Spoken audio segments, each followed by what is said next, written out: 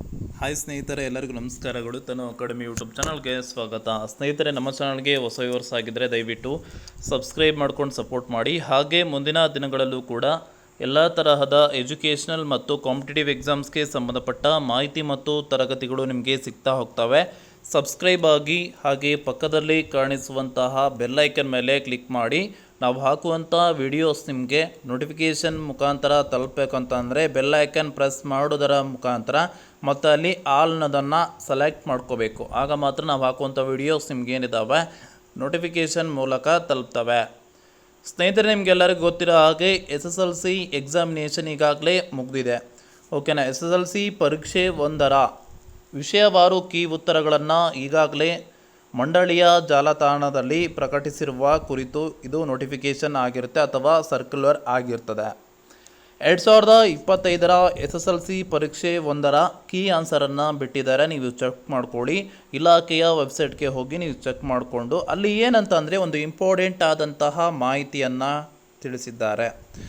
ಏನಂತಂದರೆ 2025ರ SSLC ಪರೀಕ್ಷೆ 1ರ ವಿಷಯವಾರು ಅಂದರೆ ನಿಮ್ಮ ವಿಷಯಕ್ಕೆ ಅನುಗುಣವಾಗಿ ಕೀ ಆನ್ಸರನ್ನು ಬಿಟ್ಟಿದ್ದಾರೆ. ಸೊ ಅದನ್ನು ದಿನಾಂಕ 4/4/2025ರಂದು ಮಂಡಳಿಯ ಜಾಲತಾಣದಲ್ಲಿ ಬಿಟ್ಟಿದ್ದಾರೆ. ನೀವು ಈ ಒಂದು ಕಾಣಿಸುವಂತಹ CEEP ಕರ್ನಾಟಕ government.in ಪ್ರಕಟಿಸಲಾಗಿದೆ ಅಂತೆ. ಅಲ್ಲಿ ಹೋಗಿ ನೀವು ವಿದ್ಯಾರ್ಥಿಗಳು ಅಥವಾ ಪೋಷಕರು ಅಥವಾ ಶಿಕ್ಷಕರಿಂದ ಆಕ್ಷೇಪಣೆಗಳನ್ನು ಆಹ್ವಾನಿಸಲಾಗಿದೆ ಅಂತ ಹೇಳಿ ತಿಳಿಸಿದ್ದಾರೆ. ಅಂದರೆ ಅವರು ಬಿಟ್ಟಿರುವಂತಹ ಕೀ ಆನ್ಸರಲ್ಲಿ ಏನಾದರೂ ಆಕ್ಷೇಪಣೆಯನ್ನು ನೀವು ಸಲ್ಲಿಸಬೇಕಾಗಿತ್ತು ಅಂತ ಅಂದರೆ ಅದರ ಒಂದು ದಿನಾಂಕವನ್ನು ಕೊಟ್ಟಿದ್ದಾರೆ. ಯಾರು ಸಲ್ಲಿಸ್ಬೋದು ಅಂತೇಳಿ ಕೂಡ ತಿಳಿಸಿದ್ದಾರೆ. ವಿದ್ಯಾರ್ಥಿಗಳು, ಪೋಷಕರು, ಶಿಕ್ಷಕರಿಂದ ಆಕ್ಷೇಪಣೆಗಳನ್ನು ಆಹ್ವಾನಿಸಲಾಗಿದೆ ಅಂತೇಳಿ ತಿಳಿಸಿದ್ದಾರೆ. ಮಂಡಳಿಯ ಜಾಲತಾಣ ಈಗಾಗಲೇ ಹೇಳಿರುವ ಹಾಗೆ CEEP ಕರ್ನಾಟಕ government.ಲಿಂಕನ್ನು ಬಳಸಬೇಕು. ಅಲ್ಲಿ 2025ರ SSLC ಪರೀಕ್ಷೆ 1ರ ಕೀ ಉತ್ತರಗಳಿಗೆ ಸಂಬಂಧಿಸಿದಂತೆ ಆಕ್ಷೇಪಣೆಗಳನ್ನು ಮಂಡಳಿಯ ಜಾಲತಾಣದ ಮೂಲಕ ದಿನಾಂಕ 6/4/2025ರ ಸಾಯಂಕಾಲ 5:30 ಅಂದರೆ 5:30 ಗಂಟೆವರೆಗೆ ಸಲ್ಲಿಸಲು ಅವಕಾಶ ಕಲ್ಪಿಸಲಾಗಿದೆ. ಅಂದರೆ ಸ್ನೇಹಿತರೆ, ಇವತ್ತಿನವರೆಗೂ ಕೂಡ ನಿಮಗೆ 5:30ರವರೆಗೂ ಕೂಡ ನಿಮಗೆ ಕಾಲಾವಕಾಶವಿದೆ. ಆಕ್ಷೇಪಣೆಯನ್ನು ಸಲ್ಲಿಸುವಂತಹ ವಿದ್ಯಾರ್ಥಿಗಳು ಅಥವಾ ಪೋಷಕರು, ಶಿಕ್ಷಕರು ಇದ್ದರೆ ನೀವು ಇಲಾಖೆಯ ವೆಬ್ಸೈಟ್ಗೆ ಹೋಗಿ ಅಲ್ಲಿ ಆಕ್ಷೇಪಣೆಯನ್ನು ಸಲ್ಲಿಸಬೇಕಾಗ್ತದೆ.